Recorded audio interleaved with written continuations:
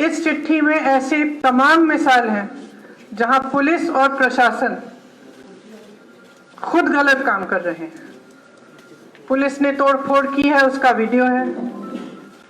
Police ने कहीं एक माइनर को घेर के उसको पीटा है, शायद कानपुर में, उसका वीडियो है।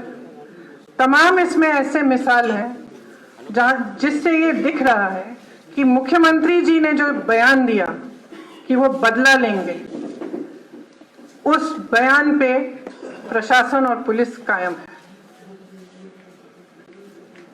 अब मेरे ख्याल से इतिहास में पहली बार ऐसा हुआ होगा कि एक मुख्यमंत्री ने ऐसा बयान दिया है कि जनता के खिलाफ बदला लिया जाएगा।